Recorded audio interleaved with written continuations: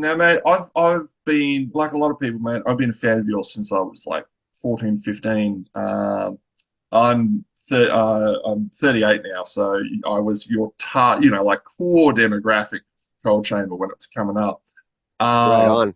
and mate, I'm married and I have two kids, but best day of my life was still Melbourne Soundwave in 2012, and you got to be a part of that. What do you remember of that tour? Because I remember hearing that your drummer was playing with a broken finger at one point. Yeah, yeah, he was. I mean, that kid, oh my God, he's an animal on the drums. I mean, if he doesn't dislocate his shoulder the first song, I'm be surprised. Like that's just literally how he plays. And what I do remember is that Soundwave, as I recall it, is one of the best festivals I've been to around the world. There's probably two or three other massive festivals that could compete in the way that that was put on. Both the stages, the catering, the crowds, how they were treated, the bands that were on that, fantastic, right? And I remember looking behind me and seeing Clown from Slipknot like taping us backstage, getting ready and running out and taping us. And I just kind of said to him, "What are you doing?" He's like, "Bro, did you forget? Like, I love Cold Chamber." I'm like, "Well, cool." You know what I mean? Like, and it was awesome. It was awesome. And I just remember having a really great time. And then I was at the hotel and the record had just dropped. And somebody called me. It was like 3 in the morning and said, "Hey, you awake?" I'm like, "Of course I'm not. I got to take a flight in about 2 hours." They're like, "Well, you may want to get up early because the numbers are in on the record and Kanye West is below you after like a week of his sales." And I was like, "What?" And so that was incredible, right? Cut to me in, fucking boxers jumping on the bed with my wife just tripping, going, "Oh my God," and just knowing that the thing was on fire in Australia, and since then, there's been a couple strongholds for me over the time I've been in this, right? So I think definitely you talk about Los Angeles, you talk about New York, you talk about the UK, and you talk about Australia, and those have been some major strongholds for me and my art, both bands, either Devil Driver or Cold Chamber, over my years, and so I'm very grateful for those audiences, right? And what we're seeing now is we just got off tour with Mudvayne in the States, a big amphitheater tour, and we did these meet and greets, and it was 20-year-old kids like wearing Janko's pants, like they look like they were straight out of 1995. And it's unbelievable, like what's coming around right now, right? I mean, I've always said it. I think some of the biggest new metal bands in the world have never gone away. So new metal's always been there. I mean, Korn, Deftones, Disturbed. Like I could just go down the line of bands that have been keeping the genre alive. So it's incredible to watch the kind of resurgence, and then the resurgence within the band as well. Like they're all married with kids. Any of the problems that followed the band, which were like serious rock and roll problems, like this, it just doesn't exist anymore. And when we get together to jam, it's on fire. It's like we didn't miss a beat. I'm really looking forward to coming over. I'm actually flying out 4 days earlier just to make sure I'm on point, and plus I get to hang out with AJ and Joe. They're like two of my favorite people. So Isn't it weird, the demographic thing? Like, I got to see Limp Bizkit for the first time. oh, I love Fred. I love Fred. Yeah. We just saw them as well at Incarceration. It was a fucking incredible show. Oh man, he was sick as a dog. Like there was a Yeah, bug that had been going around that tour. He looked right. like he was like on the verge of death, and he still put on an amazing show. That's the Um, dude, man. That's the guy, man. I mean, people like to kind of give him trouble, but I tell you, they're just bigger than they ever were, and he's just the sweetest guy. And him and I try to talk on the regular to him, hit him up after the Incarceration. We're going back and forth together. I just really like him, and I like Wes, and I really like those guys a lot. They're great. I'd love Cold Chamber to tour with Biscuit. I think that'd be incredible. I've actually talked to Fred about that, but that's of course up to him. yeah, where I was going with this is I remember I was waiting, I was in the crowd waiting for the the band to come on stage, and I looked around and I'm like, what the hell? Half of, you know, you would expect, you know, like 90s kind of throwback bands, you'd expect most people to be in their, you know, late 30s, 40s, whatever. Yet half of the crowd are kids, like I mean, 20-year-olds. I would say more than half. It's either people in their 30s or 40s bringing their kids, or it's kids and with, corn shirts on, really, it's it was just my mind was blown every time we had a meet and greet. Here comes the 20-year-old, like, I've been listening to you my whole life. I'm like, you've only been on the planet 20 years, like, you know you know That's the So weird I thing mean, it is, makes you feel good, right? Like, I've got four sisters, and I always remember my mom telling them, like, don't throw away your clothes. Everything will come back around, right? And it is exactly the same thing in music. Very cyclical, right?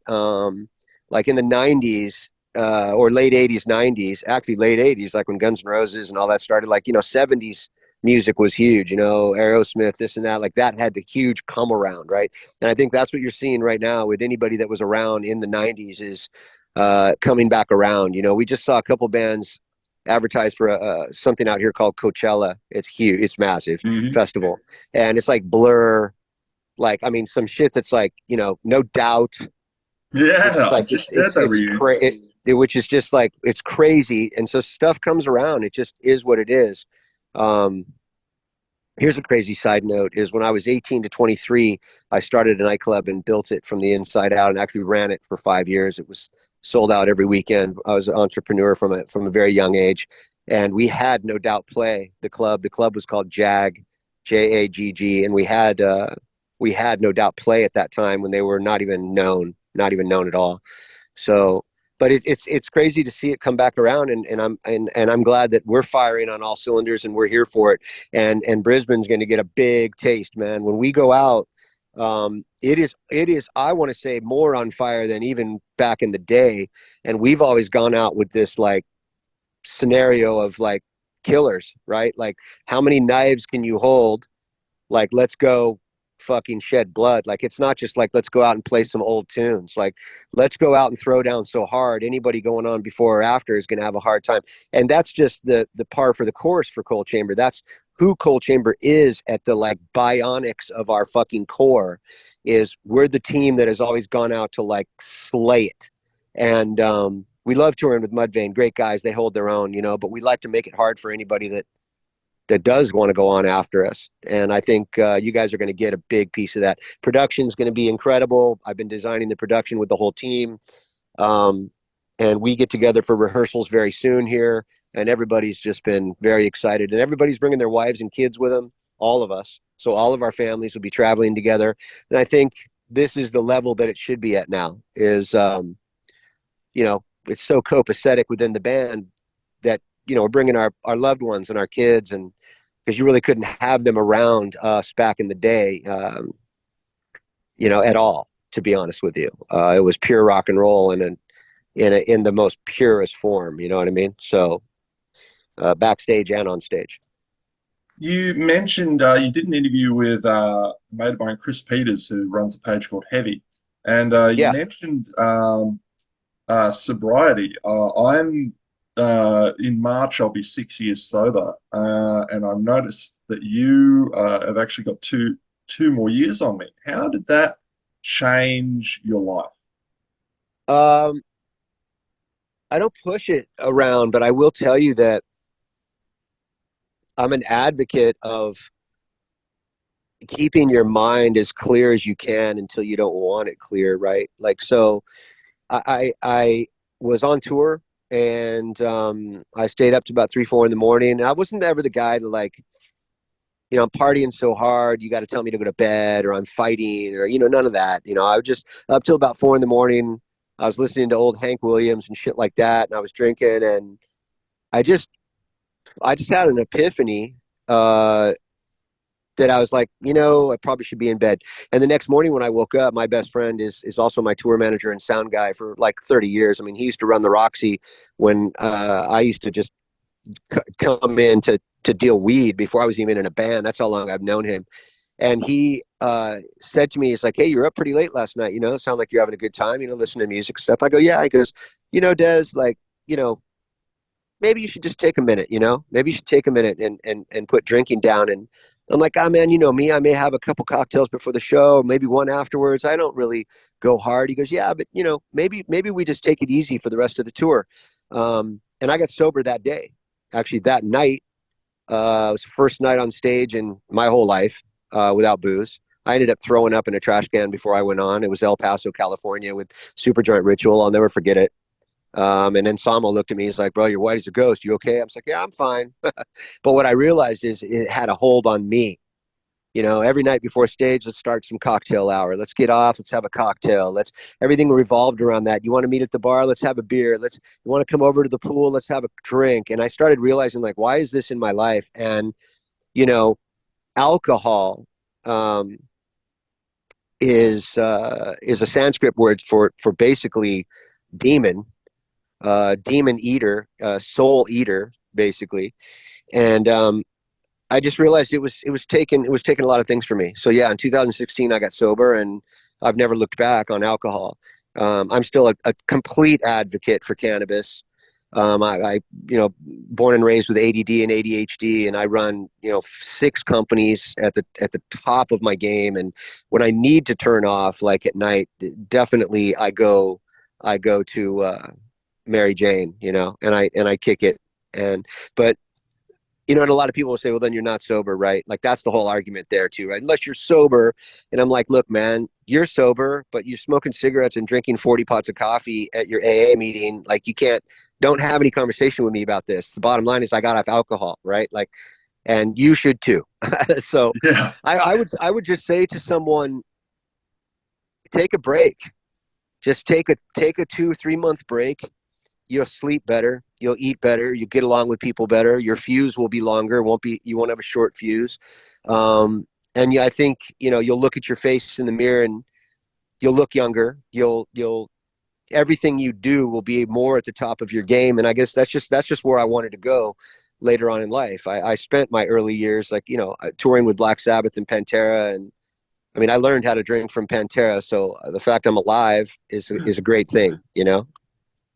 Well, it's funny you should mention them. They're one of my favorite bands. What uh, you you mentioned touring with Pantera. Would you be open to playing shows with the new iteration of Pantera?